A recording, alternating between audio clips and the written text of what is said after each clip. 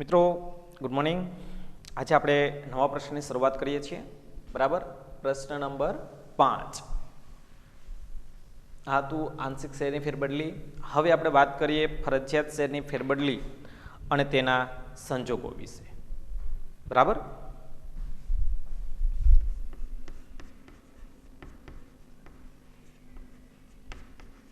ફરજિયાત શેરની ફેરબદલી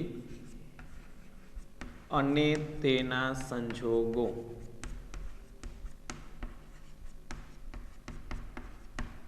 બરાબર, ફરજિયાત શેરની ફેરબદલી અને તેના સંજોગો।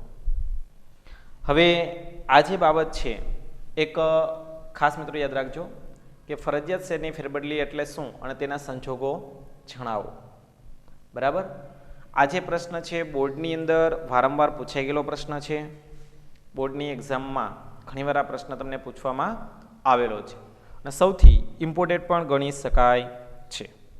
બરાબર, હવે એક વસ્તુની વાત કરીએ તો આ જે પ્રશ્ન છે એ પ્રશ્ન પૂછાવાના 3 કે 4 રીત આપણી પાસે છે। એક, શેરનું કાયદાકીય હસ્તાંતરણ એટલે શું? બીજું, ફરજિયાત શેરની ફેરબદલી એટલે શું? બરાબર, હવે આ જે પ્રશ્ન છે એના સંજોગો છે એ સંજોગોમાં 3 મુદ્દા। બરાબર, એક પરિબળો, બીજું કારણ। બરાબર, પરિબળો અને કારણ। આ જે બાબત છે એ બાબતને ધ્યાનમાં રાખીને આપણે છે એ પ્રશ્ન સમજવાનો છે। બરાબર, તો હવે મિત્રો યાદ રાખજો કે કોઈ પણ શેરનું ફેરબદલી છે, કાયદાકીય હસ્તાંતરણ છે, એ ફેરબદલી શું કામે કરવામાં આવે છે, કેવા સંજોગો એવા હોય કે જેમાં ફરજિયાત ફેરબદલી જરૂરી બની જતી હોય છે। બરાબર, તો એની પ્રાસ્તાવિક ભૂમિકા આપણે સમજી લઈએ। તો કાયદાકીય જે પ્રક્રિયા છે એ કાયદાકીય પ્રક્રિયા દ્વારા જ્યારે કોઈ પણ શેરની ફેરબદલી કરવામાં આવે તો એવા સંજોગોને ધ્યાનમાં રાખીને જે શેર ફેરબદલી થાય છે એ શેર ફેરબદલીને કંપનીમાં ફરજિયાત શેરની ફેરબદલી તરીકે ઓળખીએ છીએ। બરાબર, પણ એવા સંજોગો ક્યાં ક્યાં હોઈ શકે જેમાં કંપનીએ ફરજિયાત શેરની ફેરબદલી કરવી પડતી હોય છે? બરાબર, એક તો પહેલો મુદ્દો કે ભાઈ શેરધારક છે એ નાદાર જાહેર થઈ ગયો હોય। બીજો મુદ્દો છે અસ્થિર મગજનો થઈ ગયો હોય। ત્રીજો મુદ્દો છે નાદાર જાહેર થયો હોય, અસ્થિર મગજનો થયો હોય કે અવસાન પામે। આ 3 મુદ્દા છે આપણા માટે ઇમ્પોર્ટન્ટ છે અને 3 મુદ્દાની અંદર જ્યારે કોઈ પણ વ્યક્તિ બરાબર સહમત નથી ત્યારે કંપની છે એ અન્ય વ્યક્તિને પોતાના શેર બજારનું હેન્ડલિંગ એટલે મીન્સ કે શેરનું હેન્ડલિંગ કરવા માટે એક પ્રતિનિધિની નિમણૂક કરે છે। એટલે ફરજિયાત એમની શેરબદલી કરવી પડે છે। બરાબર, જો એક મિત્રો યાદ રાખજો, એક તો અસ્થિર મગજનો થાય એટલે મીન્સ કે આપણે જેને ગાંડો કહીએ છીએ, આ ગાંડો વ્યક્તિ છે કોઈ પણ સંજોગોની અંદર શેર ફેરબદલી કરી શકતો નથી, મીન્સ કે કંપનીમાં છે એ કામ કરવા માટે શક્ય નથી। બીજું, નાદાર જાહેર થઈ ગયો, આવો વ્યક્તિ પણ એ છે કે જે કંપની ઉપર પોતાનું દેવું ખુદ ઉપર તો છે જ પણ ભવિષ્યમાં કંપનીને પણ ડૂબાડી શકે એવી એક માનસિકતાને ધ્યાનમાં રાખી આ વ્યક્તિ શેરની ફરજિયાત ફેરબદલી કરવા માટે સક્ષમ બને છે। અને છેલ્લો મુદ્દો આપણે વાત કરી તેમ અવસાન પામે ત્યારે અવસાન પામનાર વ્યક્તિ છે ઓલરેડી છે જ નહીં તો એમના શેરનું હેન્ડલિંગ કોણ કરશે એ બાબતને ધ્યાનમાં રાખીને બરાબર દરેક વ્યક્તિ છે એ કામ કરતો હોય છે। તો અહીંયા જે અવસાન પામનાર વ્યક્તિ છે એ અવસાન પામનાર વ્યક્તિ કોઈ પણ કંપનીમાં શેરની ફેરબદલી કરવા માટે સક્ષમ હોતો નથી કારણ કે ઓલરેડી પોતે છે જ નહીં। તો 3 સંજોગો પણ એવા છે કે જેમાં શેરની ફેરબદલી કરવી શક્ય નથી, એટલા માટે કોઈ બીજા વ્યક્તિની નિમણૂક કરવામાં આવે છે। બરાબર, તો આ જે બાબત છે એ આપણા માટે ઇમ્પોર્ટન્ટ બની જતી હોય છે। બરાબર, એટલે હવે આપણે સામાન્ય વાત કરીએ તો સંજોગો, પરિબળો અને કારણ। બરાબર, પહેલા આપણે અર્થની વાત કરીએ તો ફરજિયાત શેરની ફેરબદલી આપણી પાસે બે અર્થ છે. એક,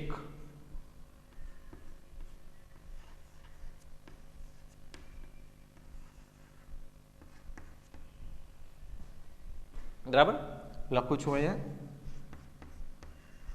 કાયદાકીય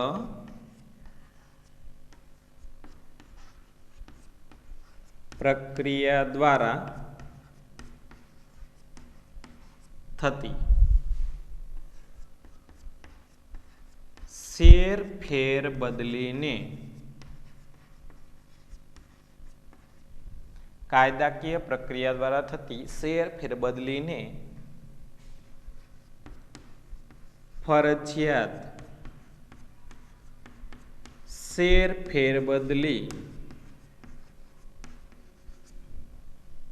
કહે છે. બરાબર કે કોઈ પણ કાયદાકીય પ્રક્રિયા દ્વારા જો શેરની ફેરબદલી થાય તો તેને ફરજિયાત શેરની ફેરબદલી તરીકે ઓળખવામાં આવે છે.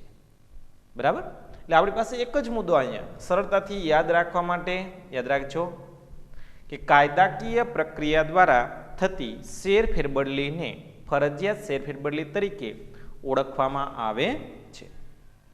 બરાબર હવે આપણે બીજા મુદ્દાની વાત કરીએ તો અર્થમાં પણ બીજો છે, યાદ રાખજો આ અર્થ નંબર 1, આ અર્થ નંબર 2. બરાબર એમાં આપણે વાત કરીએ તો શેરધારક છે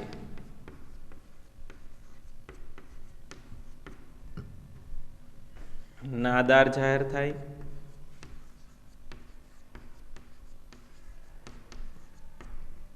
બીજો મુદ્દો અસ્થિર મગજનો થાય,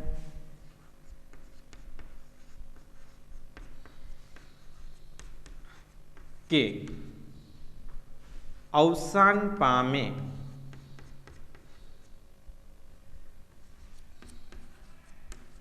ત્યારે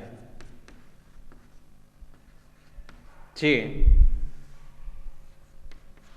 શેરની ફેરબદલી થાય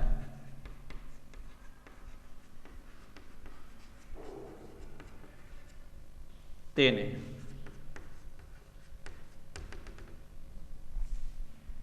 ફરજિયાત શેરની ફેરબદલી તરીકે ઓળખવામાં આવે છે. બરાબર મિત્રો ખાસ યાદ રાખજો એમાં 3 મુદ્દા ઇમ્પોર્ટન્ટ છે. એક નાદાર,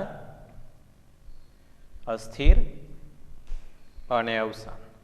બરાબર આ ડેફિનેશન યાદ રાખવી એકદમ સરળ છે મિત્રો. બરાબર એક તો ફરજિયાત શેર ફેરબદલીના અર્થની અંદર કાયદાકીય પ્રક્રિયા દ્વારા જ્યારે કોઈ પણ પ્રકારના શેરની ફેરબદલી થાય તો આવા શેરની ફેરબદલીને આપણે ફરજિયાત શેરની ફેરબદલી તરીકે ઓળખીએ છીએ.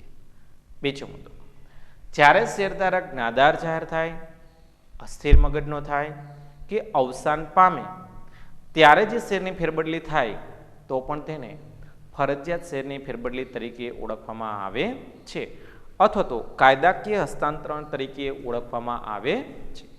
બરાબર હવે આપણે વાત કરીએ તો કોઈ પણ શેરધારક છે એ શેરધારક જ્યારે શેરની ફેરબદલી કરવા માંગતો હોય છે ત્યારે અમુક સંજોગો એવા હોય છે કે જેના આધારે ફરજિયાત કંપનીને બીજો રસ્તો અપનાવવો પડતો હોય છે. બરાબર તો એ બાબતને આપણે ધ્યાનમાં રાખીને દરેકે દરેક શેરધારક છે એમની ફરજિયાત શેર ફેરબદલીના મુખ્ય 3 સંજોગો છે એ જોવા મળતા હોય છે. બરાબર એટલે ખાસ યાદ રાખજો મિત્રો આ હતો આપણી પાસે અર્થ ફરજિયાત શેરની ફેરબદલી એટલે શું. બરાબર એમાં 2 અર્થ આપણે જોઈએ. કાયદાકીય પ્રક્રિયા દ્વારા થતી શેરની ફેરબદલીને ફરજિયાત શેરની ફેરબદલી કહે છે. બીજો મુદ્દો શેરધારક નાદાર જાહેર થાય, અસ્થિર મગજનો થાય કે અવસાન પામે ત્યારે જે શેરની ફેરબદલી થાય તેને ફરજિયાત શેરની ફેરબદલી કહે છે. બરાબર હવે એક વસ્તુની વાત કરીએ તો આજે આપણી પાસે અર્થ છે એ અર્થ હંમેશને માટે દરેકે દરેક મુદ્દાને પ્રાધાન્ય આપે છે. બરાબર હવે એ દરેકે દરેક મુદ્દાને પ્રાધાન્ય આપે છે ત્યારે આપણી પાસે એ મુદ્દો છે એટલા માટે ઇમ્પોર્ટન્ટ હોય છે કે મુદ્દાને આધારે પ્રશ્નને તમે જવાબ લખી શકો છો. બરાબર જેમ કે મેં કીધું એમ કાયદાકીય પ્રક્રિયા દ્વારા એક જ શબ્દ તમારે યાદ રાખવાનો છે, શું કે કાયદાકીય પ્રક્રિયા દ્વારા જો શેર ફેરબદલી થાય તો તેને ફરજિયાત શેરની ફેરબદલી કહે છે. મુદ્દા નંબર 2, બરાબર, કે જ્યારે કોઈ પણ શેરધારક નાદાર જાહેર થાય, અસ્થિર મગજનો થાય કે અવસાન પામે ત્યારે જે શેરની ફેરબદલી થાય તો તેને ફરજિયાત શેરની ફેરબદલી કહે છે. બરાબર. હવે મિત્રો આપણે જે જોઈએ તેમના સંજોગો.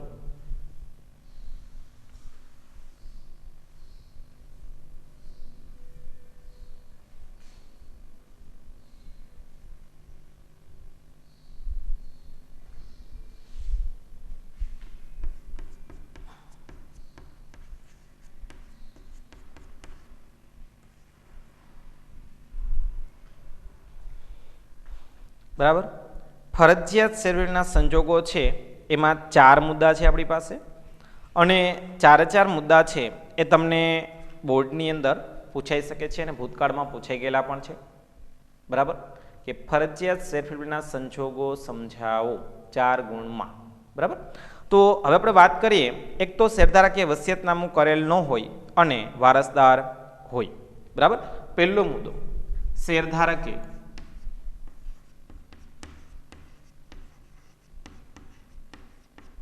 વસિયતનામું, દરેક બાબત તમને સમજાવીશ. વસિયતનામું કરેલ ન હોય અને વારસદાર હોય. બરાબર. મુદ્દા નંબર 2, શેરધારકે વસિયતનામું પણ ન કરેલ હોય. નંબર 2, શેરધારક વસિયતનામું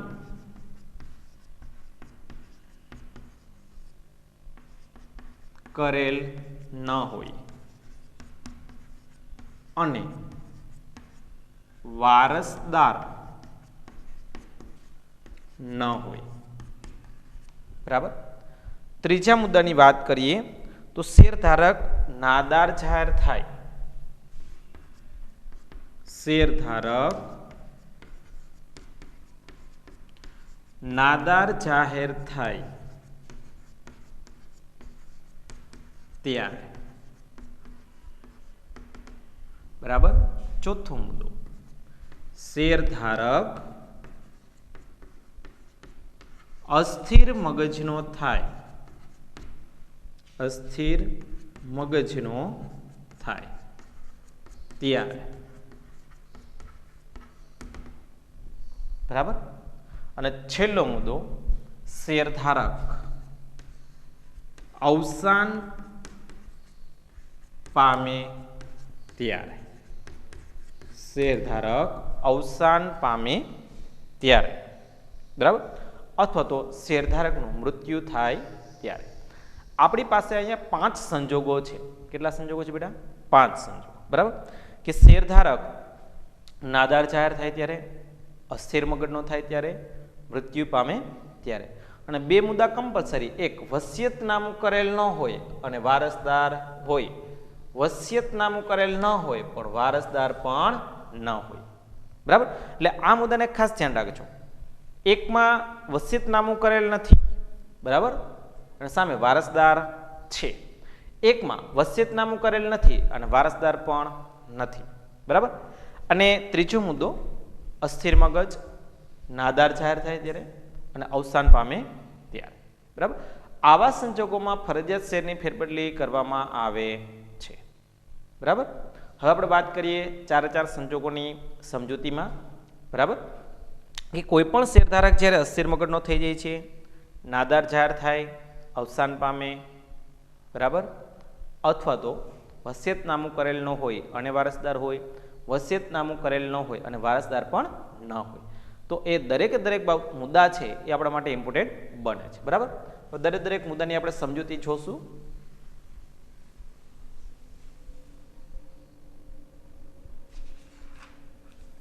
બરાબર.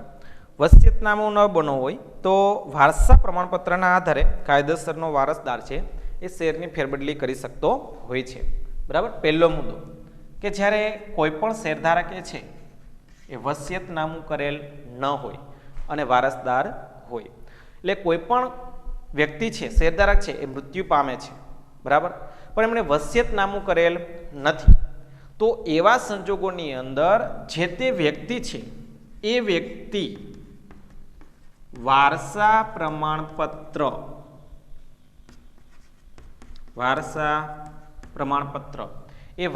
પ્રમાણપત્રના આધારે વ્યક્તિ કંપનીમાં અરજી કરે છે. તેના આધારે શેરની ફેરબદલી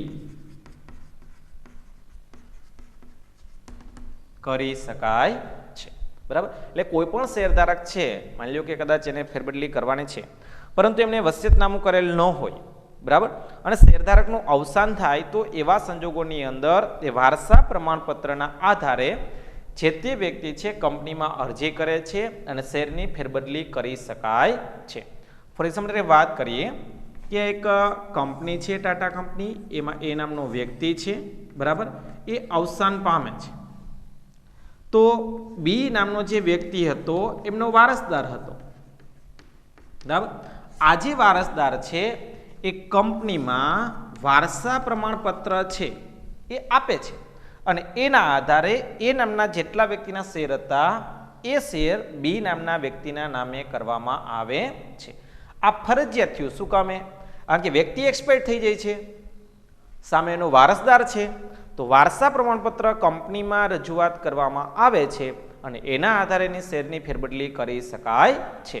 એટલે વારસા પ્રમાણપત્રના આધારે કંપનીમાં જે તે અરજદાર અરજી કરે તો એની શેરની ફેરબદલી કરી શકાય છે. એટલે મુદ્દા નંબર 1, બરાબર. હવે આપણે વાત કરીએ મુદ્દા નંબર 2 ની, બરાબર, કે જેમાં શેરધારકે વસિયતનામું કરેલ ન હોય પરંતુ વારસદાર પણ ન હોય, બરાબર. આ જ મુદ્દો હતો. પહેલો મુદ્દો શું હતો કે શેરધારકે વસિયતનામું કરેલ ન હતું અને વારસદાર હતો. અહીંયા શું થાય છે? શેરધારકે વસિયતનામું પણ કરેલ નથી અને વારસદાર પણ નથી.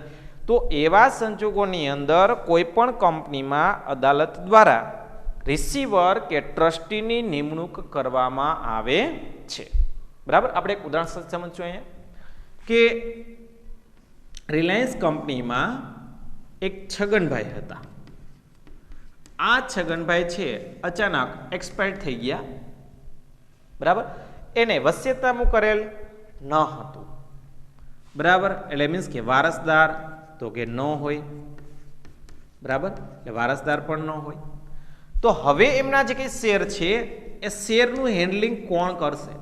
શેરની રકમ કોણ મેળવશે? અત્યાર સુધી કંપનીમાં જે કંઈ પ્રોસેસ થશે એમાં છગનભાઈની દરેક પ્રક્રિયામાં હાજરી જોશે, પણ હવે તો છગનભાઈ છે નહીં, તો શું કરવું? તો હવે અહીંયા જે આવે છે એ અદાલત બની જાય છે. તો અદાલત છે એ વારસદાર બને છે, પણ અદાલત તો નિર્જીવ છે, એમાં બેઠેલા વ્યક્તિ સજીવ છે, તો અદાલત તો કાંઈ ચાલીને જશે નહીં. તો અદાલત વતી, કોના વતી? અદાલત વતી કા ટ્રસ્ટી અથવા તો રિસીવર, બરાબર, એક રિસીવરની નિમણૂક કરવામાં આવે છે. આ રિસીવર એટલે એક પ્રકારનો કાયદાનો વ્યક્તિ કે જે અદાલત દ્વારા નિમણૂક કરવામાં આવે છે. આવો જે વ્યક્તિ છે એ કંપનીમાં કાર્યરત જોવા મળે છે અને તમામ પ્રકારના શેરની લેવડ દેવડ કરવાનું કાર્ય કરે છે, બરાબર. એટલે કોઈ પણ શેરધારક જ્યારે વસિયતનામું કરેલ ન હોય અને વારસદાર પણ ન હોય તો એવા સંજોગોની અંદર કંપની છે એ અદાલતમાં અરજી કરે છે અને અદાલત દ્વારા ટ્રસ્ટી કે રિસીવરની એટલે કે વહીવટદારની નિમણૂક કરે છે અને આવો વ્યક્તિ છે એ કંપનીમાં કાર્ય કરે છે, બરાબર. બીજી વસ્તુની વાત કરીએ તો દરેક સંજોગોની અંદર અહીંયા શેરધારક છે એને વસિયતનામું તો કરેલ નથી અને વારસદાર પણ નથી. તો એમની તમામ પ્રોપર્ટી છે એ પ્રોપર્ટીના માલિક અંતે કોણ બનશે, શું કાર્ય થશે, એની તમામ વિગત છે દરેક શેરધારકને આપવી જરૂરી બને છે. એટલા માટે જ દ્વારા આ શેરધારકની બદલીમાં રિસીવર અથવા તો વહીવટદારની નિમણૂક કરવામાં આવે છે, બરાબર, એટલે મુદ્દા નંબર 2. હવે તમારે લખવાનું છે કઈ રીતના બેટા એ ધ્યાન આપજો. બરાબર, કઈ રીતના લખવાનું છે?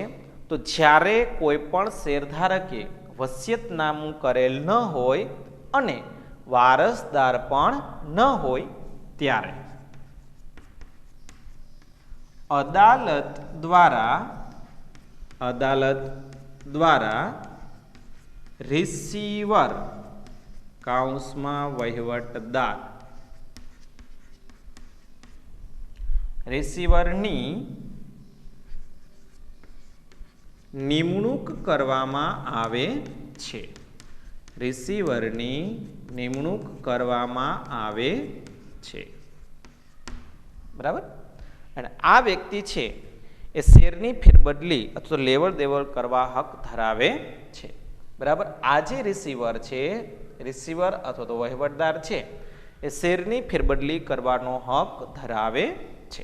બરાબર મિત્રો, એટલે ખાસ ધ્યાન રાખજો કે શેરધારકે વસિયતનામું કરેલ ન હોય અને વારસદાર પણ ન હોય તો એવા સંજોગોની અંદર અદાલત દ્વારા રિસીવરની નિમણૂક કરવામાં આવે છે અને આ રિસીવર છે એ અદાલતમાં શેરની ફેરબદલી કરી શકે છે. બરાબર, હવે આપણે વાત કરીએ એના પછીનો મુદ્દો છે તો મુદ્દા નંબર 3. બરાબર, શેરધારક નાદાર જાહેર થાય ત્યારે. મુદ્દા નંબર 3, શેરધારક નાદાર જાહેર થાય ત્યારે.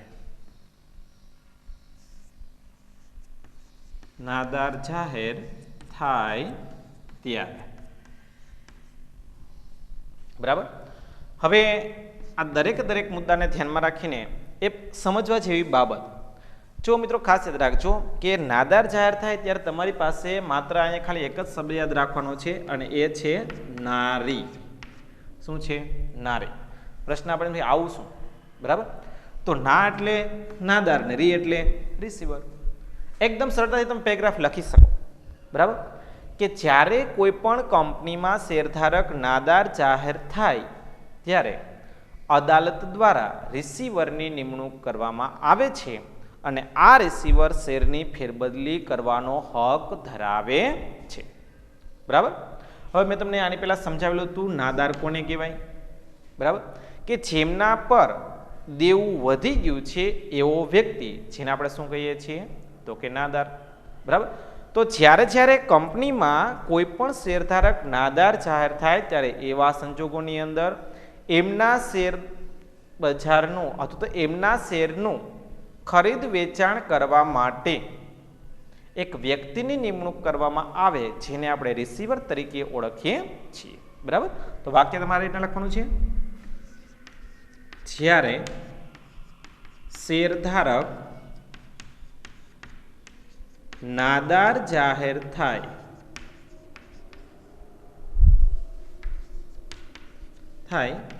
ત્યારે અદાલત દ્વારા રિસીવરની નિમણૂક કરવામાં આવે છે. નિમણૂક કરવામાં આવે છે.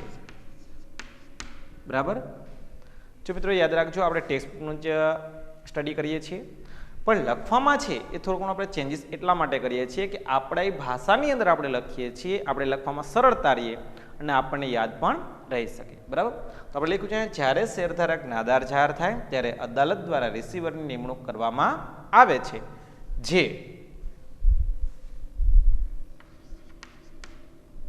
શેરની ફેરબદલી છે, શેરની ફેરબદલી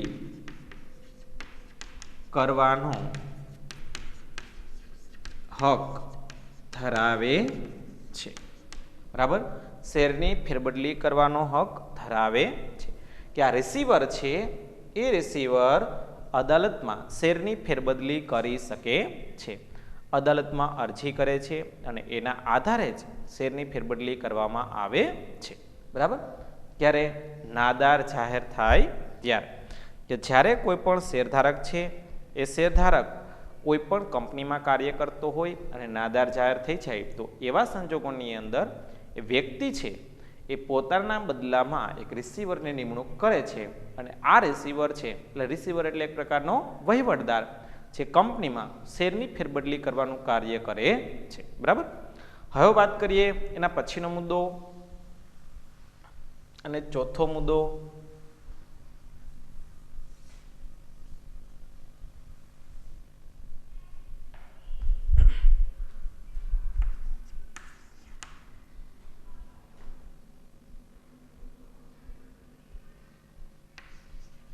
અસ્થિર મગજ.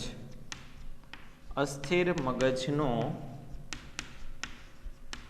થાય ત્યારે, બરાબર.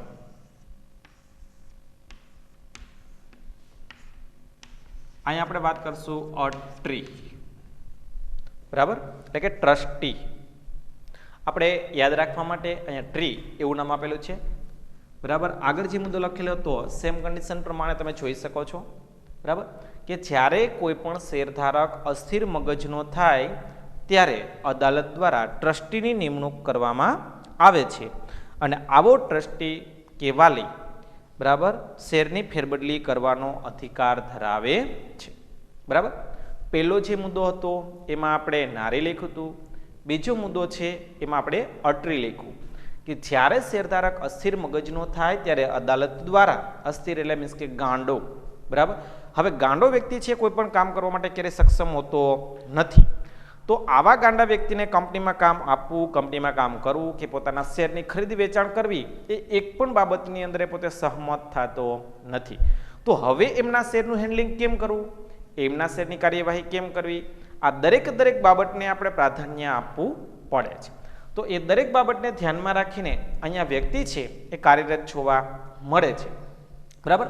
તો અહીંયા અટ્રી છે, બરાબર, એટલે અસ્થિર મગજનો થયેલો વ્યક્તિ છે એ અદાલતમાં જાહેર થઈ છે કે ગાંડો સાબિત થઈ છે, તો એવા સંજોગોની અંદર ટ્રસ્ટીની નિમણૂક કરવામાં આવે છે અને આ ટ્રસ્ટી છે એ અદાલતની અંદર પોતાનું પ્રમાણપત્ર રજૂ કરે છે અને એ પ્રમાણપત્ર કંપનીમાં રજૂઆત થાય ત્યારબાદ તેમણે શેર ફેરબદલી કરવાનો અધિકાર આપવામાં આવે છે. તો આપણે લખવાનું છે કઈ રીતના એ સમજીએ, બરાબર.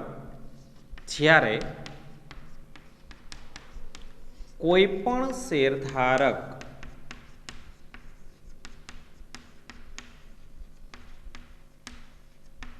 અસ્થિર મગજનો થાય, અસ્થિર મગજનો થાય ત્યારે અદાલત દ્વારા ટ્રસ્ટી કે વાલીની નિમણૂક કરવામાં આવે છે. ટ્રસ્ટી કે વાલીની નિમણૂક કરવામાં આવે છે. અહીં વાલી કે ટ્રસ્ટી શેરની ફેરબદલી કરવાનો અધિકાર ધરાવે છે, બરાબર. એટલે કોઈ પણ મુદ્દો તમે આ રીતના લખી શકો છો. દરેક મુદ્દો ટેક્સ્ટ બેઝ છે. બીજું અહીંયા જે ટેક્સ્ટ બેઝ દ્વારા આપણે જે વાત કરીએ છીએ એ દરેક મુદ્દાની અંદર જ્યારે આપણે કોઈ પણ લખાણ લખીએ છીએ તો એની બેઝિક ઇન્ફોર્મેશન છે એ આપણી પાસે હોય છે અને બેઝિક ઇન્ફોર્મેશનના આધારે જ આપણે આપણા શબ્દોની અંદર એનું વર્ણન કરવાનું રહેતું હોય છે. મેં તમને 4 મુદ્દા યાદ રાખવા માટેની ટ્રીક આપેલી છે કે દરેક મુદ્દો છે એ આપણા માટે ઇમ્પોર્ટન્ટ છે, બરાબર. ફરીવાર આપણે વાત કરીએ તો જ્યારે કોઈ પણ શેરધારક છે એ અસ્થિર મગજનો થાય, બરાબર. અસ્થિર મગજનો મીન્સ કે ગાંડો, કામ કરવા માટે સક્ષમ ન હોય, તો જ્યારે કોઈ પણ શેરધારક અસ્થિર મગજનો થાય છે ત્યારે અદાલત દ્વારા ટ્રસ્ટી કે વાલીની નિમણૂક કરવામાં આવે છે. આવા વાલી કે ટ્રસ્ટી છે એ શેરની ફેરબદલી કરવાનો અધિકાર ધરાવે છે, બરાબર. આ હતો મુદ્દો આપણો 4. હવે જો તમને 3 ગુણમાં પ્રશ્ન પૂછે તો તમારે 3 મુદ્દા સમજાવવાના હોય છે. 4 ગુણનો પ્રશ્ન પૂછે તો તમારે 4 મુદ્દા સમજાવવાના હોય છે. એટલે આપણે ઓલરેડી એ 4 મુદ્દાની સમજૂતી આપેલી છે. હવે એક જે મુદ્દો હતો એ હતો શેરધારક અવસાન પામે ત્યારે. બરાબર? તો શેરધારક અવસાન પામે છે ત્યારે એમની પાસે 2 ઓપ્શન હોય છે. એક વારસદાર હોય અને બીજું વારસદાર ન હોય, જે આપણે પેલા 2 મુદ્દાની અંદર કન્વર્ટ કરેલું છે. બરાબર? એટલે એ જ મુદ્દો તમારે અહીંયા લખી શકો છો કે જ્યારે કોઈ પણ શેરધારક અવસાન પામે તો વારસદાર છે એ વારસદાર કંપનીમાં અરજી કરીને વારસા પ્રમાણપત્રના આધારે શેરની ફેરબદલી કરી શકે છે. બરાબર મિત્રો? હવે આપણે આખો પ્રશ્ન છે એ કઈ રીતના આપણે લખવાનો છે, પ્રશ્નની અંદર આપણને શું કહેવા માંગે છે એના વિશેની આપણે 2 મિનિટ ચર્ચા કરી લઈએ. તો આપણો જે પ્રશ્ન હતો એ કંઈક આવો હતો કે ભાઈ શેરની ફરજિયાત ફેરબદલી એટલે શું, તેના સંજોગો, કારણો કે પરિબળો જણાવો. બરાબર? ફરીવાર લખું છું.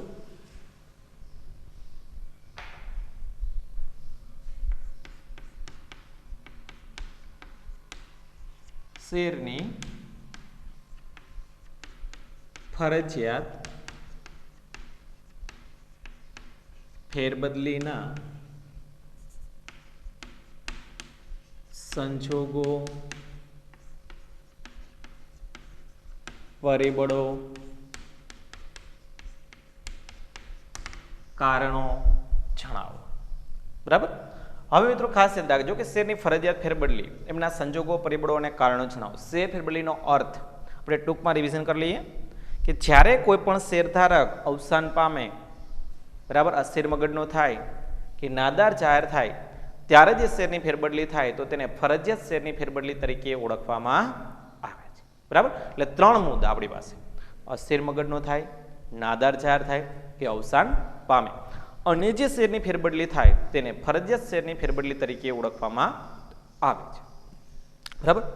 અર્થ નંબર 2 કે જ્યારે કોઈ પણ કાયદાકીય પ્રક્રિયા દ્વારા શેરની ફેરબદલી થાય તો તેને ફરજિયાત શેરની ફેરબદલી તરીકે ઓળખવામાં આવે છે. બરાબર? અને આપણે અંડરલાઈન કરવાની હતી કાયદાકીય પ્રક્રિયા દ્વારા. ખાલી એક જ શબ્દ તમારે યાદ રાખવાનો, શું? કાયદાકીય પ્રક્રિયા દ્વારા. એની સામે બીજો મુદ્દો શું હતો?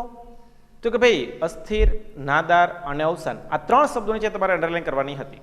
બરાબર? એટલે 2 અર્થમાંથી કોઈ પણ એક અર્થ તમે લખી શકો છો. બરાબર? હવે પછી વાત કરીએ એના સંજોગો. તો મુખ્ય 5 સંજોગો હતા.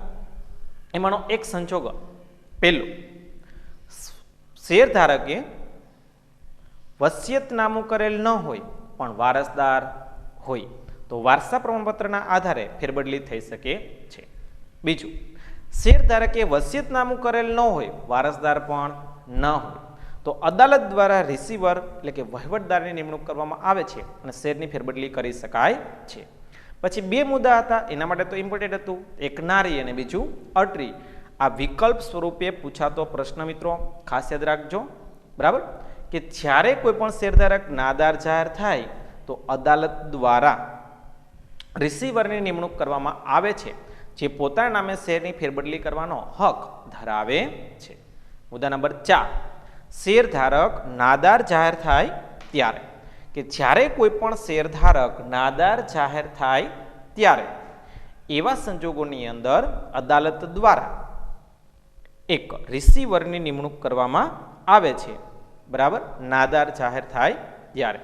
જ્યારે કોઈ પણ શેરધારક અસ્થિર મગજનો થાય ત્યારે અદાલત દ્વારા ટ્રસ્ટી કે વાલીની નિમણૂક કરવામાં આવે છે, અને આવા વાલીની નિમણૂક કરવામાં આવે ત્યારે શેરની ફેરબદલી કરી શકાય છે. બરાબર? તો આ જે મુદ્દા હતા એ તમારે 4 ગુણની અંદર તમારે 4 મુદ્દા સમજાવવાના રહે છે, અને 3 ગુણની અંદર તમારે 3 મુદ્દા સમજાવવાના રહેતા હોય છે. દરેકે દરેક બાબત છે એને ખાસ મિત્રો યાદ રાખો કે ભાઈ પ્રશ્ન છે આપણે કઈ રીતના પૂછવામાં આવેલો છે, પ્રશ્ન છે આપણે કઈ રીતના લખવાનો છે. ઘણીવાર એવું પણ બને છે કે પ્રશ્ન લખવાની શરૂઆત કરીએ અને અડધો પ્રશ્ન પૂર્ણ થાય ને પછી યાદ આવે કે આ તો મુદ્દા છે જ નહીં.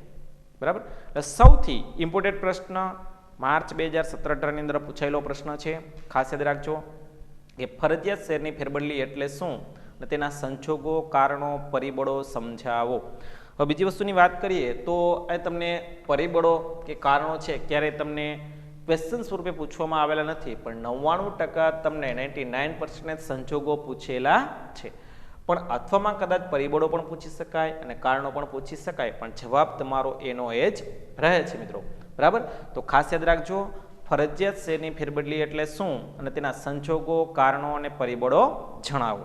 બરાબર, આવો પ્રશ્ન તમને જ્યારે જ્યારે પૂછવામાં આવે મિત્રો ત્યારે ખાસ યાદ રાખજો, પહેલા અર્થ લખવાનો. અર્થ તમને મેં 2 કીધેલા હતા. પછી તમારે સંજોગો લખવાના છે.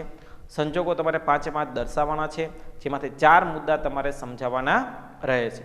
4 મુદ્દામાંથી મેં તમને ફરીવાર કીધું, એમાં 2 મુદ્દા તો એવા છે કે જેમાં તમારે એક જ શબ્દ યાદ રાખવાનો છે, એક નારી અને અટરી. નારી એટલે શેરધારક નાદાર જાહેર થાય ત્યારે અદાલત દ્વારા રિસીવરની નિમણૂક કરવામાં આવે છે, અને આ રિસીવર છે એ કંપનીમાં શેરની ફેરબદલી કરી શકે છે. ટેક્સ બેઝ છે બધું, પણ આપણે મુદ્દાને થોડુંક ટ્રાન્સફર કરીને આપણે સરળતાથી સમજી શકીએ, મૌલિકતાથી લખી શકીએ એવા પ્રયત્ન આપણા તરફથી કરવામાં આવેલ છે. બરાબર, બીજી વાત કરીએ તો અટરી, અદાલત દ્વારા જ્યારે કોઈ પણ શેરધારક અસ્થિર મગજનો થાય એવા સંજોગોની અંદર અદાલત દ્વારા ટ્રસ્ટીની નિમણૂક કરવામાં આવે છે, અને આવો ટ્રસ્ટી છે એ શેરની ફેરબદલી કરી શકે છે. બરાબર, દરેક મુદ્દો છે આપણે સરળતાથી યાદ રાખી શકીએ છીએ. અને પહેલા જે 2 મુદ્દા હતા કે શેરધારક વસિયતનામું કરેલ ન હોય પણ વારસદાર હોય, શેરધારકે વસિયતનામું કરેલ ન હોય અને વારસદાર પણ ન હોય, તો એકમાં વારસા પ્રમાણપત્ર હતું જ્યારે એકમાં રિસીવર હતું. બરાબર, એટલે એમ મુદ્દાને પણ ધ્યાનમાં રાખીને તમે યાદ રાખી શકો છો. મોસ્ટ ઇમ્પોર્ટન્ટ પ્રશ્ન, મોસ્ટ ટાઈપી પ્રશ્ન, બોર્ડની અંદર વારંવાર પૂછાતો પ્રશ્ન મિત્રો ખાસ યાદ રાખજો, શેરની ફરજિયાત ફેરબદલી એટલે શું અને તેના સંજોગો સમજાવો. 3 કે 4 ગુણમાં પૂછાતો પ્રશ્ન. બરાબર, હવે એક બીજી વસ્તુની વાત કરી દઉં તો આ પ્રશ્ન છે એ આપણને પૂછવામાં આવે ત્યારે મિત્રો ખાસ યાદ રાખજો, પહેલાં અર્થને પ્રાધાન્ય આપવું અને સરળતાથી લખવા માટે હંમેશને માટે લખવાની મેથડ છે ને એ આપણી બેસ્ટ હોવી જોઈએ. જેટલું તમે સરળતાથી લખશો એટલું આપણા માટે ઇમ્પોર્ટન્ટ છે. બરાબર, તો એ બાબતને ધ્યાનમાં રાખીને પહેલો તમારો અર્થ છે એક જ ટૂંકની અંદર આપણા માર્ક પણ ન કપાય અને વ્યવસ્થિત આપણે લખાણ લખી શકીએ, અને ટૂંકા ટાઈમની અંદર વધુ માર્ક કેમ કવર કરવા એ બાબતથી આપણે પરિચિત હોવા જોઈએ. બરાબર, એટલે પહેલો અર્થ તમારે લખવાનો પ્રયત્ન કરવાનો. બરાબર, તો આ સાથે આપણે અહીંયા પ્રશ્ન છે એ પૂર્ણ કરીએ છીએ. બરાબર, ફરીવાર મિત્રો યાદ કરાવી દઉં છું, શેરની ફરજિયાત ફેરબદલી એટલે શું અને તેના સંજોગો જણાવો. અથવા પ્રશ્ન તમને આ રીતના પૂછે કે શેરનું કાયદાકીય હસ્તાંતરણ એટલે શું અને તેના સંજોગો જણાવો, તો એવા સંજોગોની અંદર તમારે આ પ્રશ્ન છે એ તમારે લખવાના રહેશે. બીજું, સંજોગો, પરિબળો કે કારણો બંનેનો જવાબ એક જ આવે છે, એટલે એવા મુદ્દાને ધ્યાનમાં રાખીને પણ તમે પ્રશ્ન સરળતાથી લખી શકો છો. બરાબર, આ પ્રશ્નની અંદર સૌથી વધુ મૌલિકતા વપરાય એવા પ્રયત્ન કરજો. બરાબર, આ સાથે આપણે અહીંયા પ્રશ્ન પૂર્ણ કરીએ છીએ. અસ્તુ.